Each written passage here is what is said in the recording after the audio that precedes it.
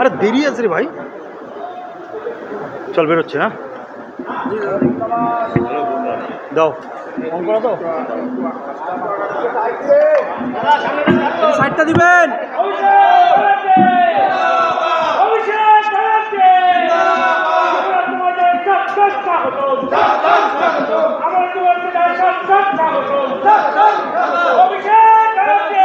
অভিষেক দা, দাদা দাদা একটু কথা বলবো, দাদা দাদা একটু এই কথা বলবো, দাদা দাদা অভিষেক দা একটু কথা বলবো, just one question, I have just a question, what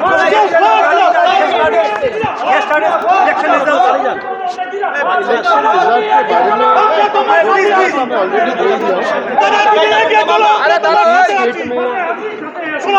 चार स्टेट में जो रिजल्ट कल आया है और आज मिजोरम का रिजल्ट आया है, जो जीता है उन सबको शुभकामनाएं, और जो हारा है वो क्यों हारा है इसका एक रिव्यू करके जीतने वाला पक्ष और हारने वाला पक्ष दोनों मिलके जनता का हित में काम करे, यही अपेक्षा में रखता है। सर सर क्या कहना सर, सर क्या फ्यूचर है तब ये जो इंडिया जोड़ का क्या कहेंगे सर इसके बारे में? পরবর্তী মিটিং যখন হবে সেখানে আলোচনা হবে, এই আলোচনা সাপেক্ষে আলটিমেটলি সবাই মিলে ঐক্যবদ্ধ হয়ে বিজেপির স্বৈরাচারিতার বিরুদ্ধে লড়াই করছে, এবং আমি মনে করি সময় অত্যন্ত কম, সময়ের সদ্ব্যবহার করে যত দ্রুত সম্ভব নিজেদের ব্যক্তি স্বার্থ ঊর্ধ্বে উঠে মানুষের স্বার্থে রাজনৈতিক পলিটিক্যাল ইগো বাইরে রেখে যে যেখানে শক্তিশালী তাকে সেখানে লড়াই করার সুযোগ যত দ্রুত সম্ভব করে দেবে, এতে মানুষের লাভ হবে এবং দেশের লাভ হবে। सर कांग्रेस के ऊपर आस्था अभी भी रखेंगे सर? भाई देखिए, मैं आस्था रखने वाला या खोने वाला कोई नहीं हूँ।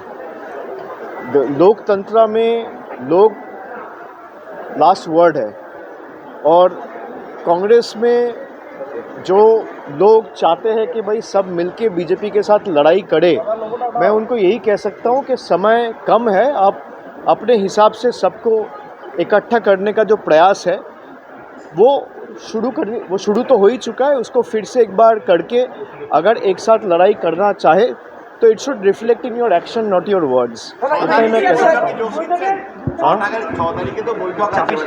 6 তারিখে বৈঠক আছে, দলের তরফ থেকে কে যাবে মমতা বন্দ্যোপাধ্যায় ঠিক করবে।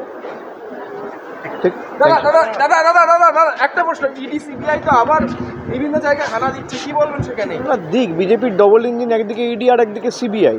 বিজেপি তো লড়াই করছে ইডি সিবিআইয়ের উপর ভর করে, তো করছে করুক, এতে নতুন কি? এ তো বছরের পর বছর ধরে এই রাজনীতিই চলছে। सर दूसरे स्टेट में भी तो ईडी सीबीआई का रेड हुई है, उसके बावजूद भी इस तरह का रिजल्ट हुआ है, तो क्या लगता है सर बंगाल के लिए अलग है? नहीं, बंगाल के लिए अगर आप ईडी सीबीआई के ऊपर लड़ाई करके आप पक्ष में रहना चाहते हो तो ज़्यादा दिन तक आप पक्ष में नहीं रह सकते या पावर में नहीं रह सकते। आप अगर देखोगे राजस्थान का रिज़ल्ट हो या छत्तीसगढ़ का रिज़ल्ट हो, बहुत ही कम मार्जिन से ये चुनाव कांग्रेस हारा है, और मुझे लगता है कि ये आपस में जो पॉलिटिकल डिफरेंसेस था इसको अगर ठीक से रेक्टिफाई करके पहले से प्रयास किया जाता तो चुनाव के ये नतीजे नहीं आते। आप राजस्थान में देखोगे तो 2% के कम वोट से बीजेपी जीता है और कांग्रेस हारी है, और एक साल से अगर ये प्रयास होता कि जहाँ पे जो इनफाइटिंग या इनर राइवलरी है उसको एड्रेस करके प्रयास करके सबको इकट्ठा करके अगर चुनाव लड़ा जाता तो रिजल्ट और अच्छा हो सकता था। फेस होना चाहिए था भाई, ममता बनर्जी फेस होगा या राहुल गांधी फेस होगा या केजरीवाल जी फेस होंगे या उद्धव ठाकरे जी फेस होंगे, जनता तय करेंगे। मैं तय करने वाला कौन होता हूँ? मैं तो बहुत छोटा आदमी हूँ, मैं सामान्य आदमी हूँ, अपना पार्टी का कार्यकर्ता हूँ, मैं तय करने वाला होता था। रिफ्लेक्शन होगा सर बंगाल में, इस रिजल्ट का रिफ्लेक्शन होगा? मुझे लगता नहीं है। क्यों नहीं लगता है?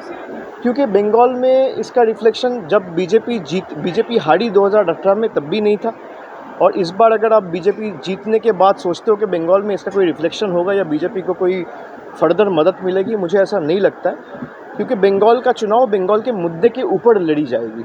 राजस्थान में क्या हुआ या मध्य प्रदेश में क्या हुआ या छत्तीसगढ़ में क्या हुआ, इसके ऊपर नहीं लड़ी पार्टी जाएगी। का कहना है कि कुछ जो गवर्नमेंट स्कीम्स है वो उसका कॉपी करके दूसरे स्टेट में बीजेपी ने डाला है। बिल्कुल, मैं तो यही कहूँगा, जब आप ओरिजिनल को वोट दे सकते हो डुप्लीकेट को क्यों दोगे?